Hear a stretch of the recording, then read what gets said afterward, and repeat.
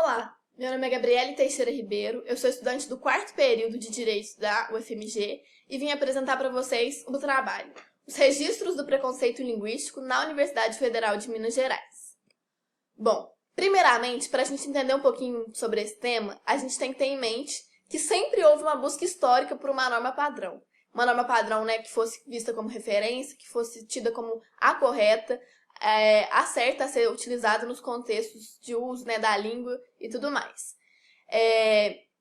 E ao fazer isso, ao buscar uma norma padrão, a gente acaba privilegiando apenas uma variedade linguística e discriminando várias outras variedades que existem e que são vistas como erradas, como inaceitáveis, e aí a gente acaba reproduzindo esses discursos discriminatórios em vários contextos, Sejam eles numa roda de amigos, sejam eles numa sala de aula, com a família, em diversos meios mesmos de convívio social. E esse preconceito linguístico acaba sendo algo habitual, algo intrínseco, e a gente acaba reproduzindo sem ao menos perceber que isso acontece. E isso, para a pessoa que sofre esse tipo de discriminação, acaba tendo vários efeitos. A pessoa acaba ficando com vergonha, acaba sentindo auto-rejeição, e isso tudo motiva o combate, motiva que a gente sempre busque não reproduzir esses discursos de preconceito, sempre tentando mudar e entender essa problemática. Bom, então nossa pesquisa ela vai querer verificar como que o preconceito linguístico ocorre dentro do ambiente universitário. Como que na UFMG a gente consegue identificar essa forma de disseminação desse tipo de discriminação. E para fundamentar a nossa pesquisa, a gente utilizou as contribuições de Marcus Bagno, um grande sociolinguista que sempre pesquisou sobre essas questões de preconceito linguístico. A gente utilizou vários conceitos da sociolinguística, como essas que eu falei de variantes linguísticas. A gente utilizou também várias questões de formações sociais, ideologia dominante, A gente quis sempre ter em mente essas questões de uma ideologia querer se sobrepor às outras e querer utilizar isso como uma forma de dominação.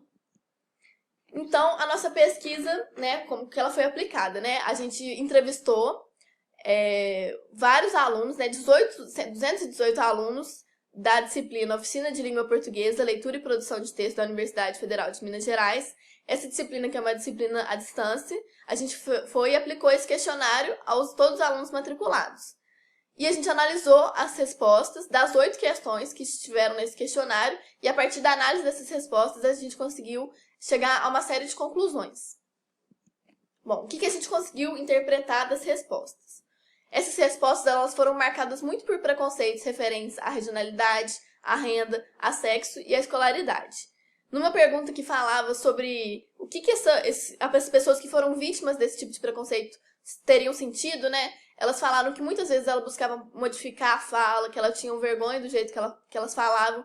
E isso mostra uma fragilidade, uma inferioridade do falante ao sofrer esse tipo de discriminação.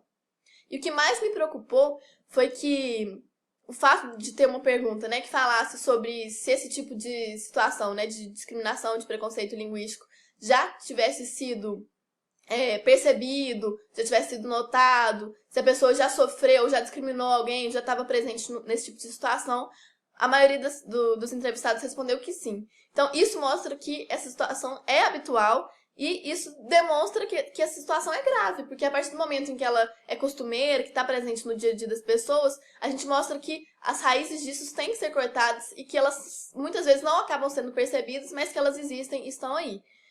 E o que a gente quis mostrar diretamente com essa pesquisa é que o ambiente acadêmico devia ser um ambiente de combate a esse tipo de preconceito, que fosse um ambiente de discussão, de compreensão dessa problemática e que dessa forma ele deve ser utilizado.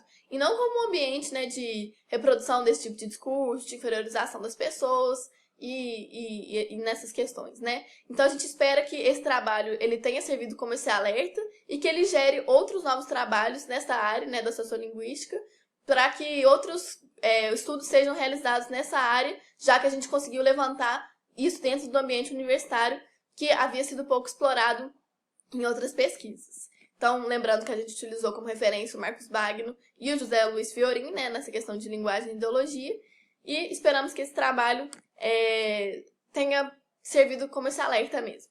Obrigada!